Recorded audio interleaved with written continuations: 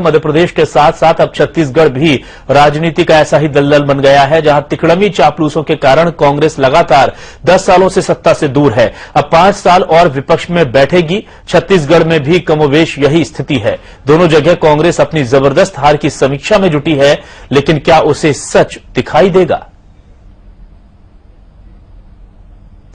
ये जो 6 आदमी जिन नेताओं को बलिहारी करके ये जो दौरे हो रहे हैं और ये उनके फेसेस पे लड़ाई लड़ी जा रही है, ये 6 आदमी 60-70 सीटों से ऊपर के नहीं है। पूर्व केंद्रीय मंत्री असलम शेर खान ने वक्त रहते संगठन को आगाह कर दिया था, लेकिन ये आवाज दब गई। चुनाव के नतीजे आने के बाद आखिर वही 6-7 नेता हार के जिम्मेदार बन गए हैं। दिग्विजय सिंह, सुरेश पचौरी, कांतिलाल भूरिया, कमलनाथ, ज्योतिरादित्य सिंधिया, अजय सिंह और सत्यव्रत चतुर्वेदी। प्रदेश अध्यक्ष होने के नाते भूरिया ने पद से इस्तीफा देने की तैयारी कर ली, लेकिन कुछ अब भी हैरान होने का नाटक कर रहे हैं। हाईकमान को मैंने अपना इस्तीफा पेश कर रहा हूं और मैंने पूरे मोहन प्रकाश जी को भी मैंने कहा कि इस्तीफा में यहाँ से डायरेक्ट भेज दूं, पर उन्होंने कहा था मैडम राहुल जी से मिलके ये सारी चीजें आप क्लियर करें। इस वजह से मैं मिलने के बाद ही उनसे ये सारी बात करूंगा। I have been in politics for the last 40 years, so we come to know which way the thing is going, but this time it was just not visible.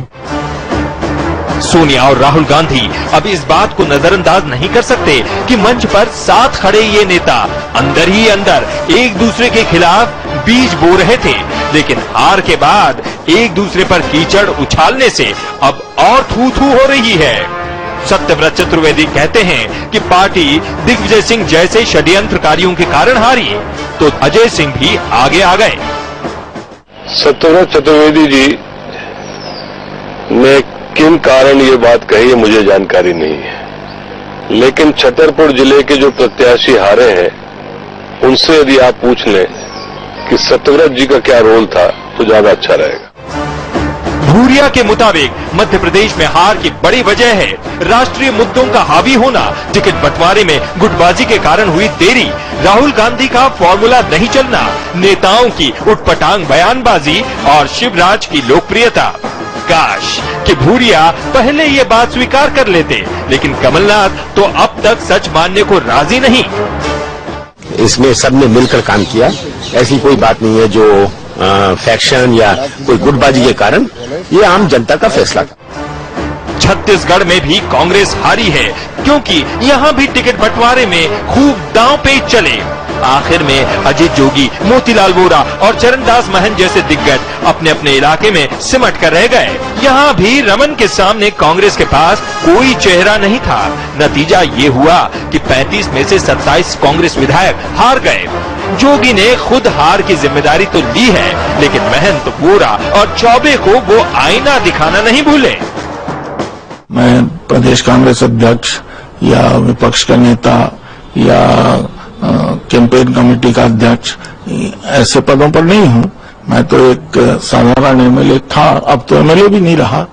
फिर भी छत्तीसगढ़ के लोग मुझे अपना नेता स्वीकारते हैं, इसलिए हम पूरी जवाबदारी लेते हैं। केंद्र में मंत्री बनने के कारण 4 साल तक राज्य की राजनीति से दूर होना महंत के साथ साथ पार्टी को भी भारी पड़ा। चौबे की हार के साथ ये बात साबित हो गई कि वो सिर्फ सदन में ही गरजते हैं। बुजुर्ग मोतीलाल वोरा को आखिर क्या सोचकर चुनाव अभियान समिति का अध्यक्ष बनाया गया? खास बात ये कि सारे फैसले 10 जनपद से दिए गए, जबकि ग्राउंड रिपोर्ट कुछ और थी। ऐसी सूरत में छत्तीसगढ़ हारने का दोष आखिर हाईकमान किसके मत्थे मढ़ेगा? समय के लिए दिल्ली से ब्यूरो रिपोर्ट।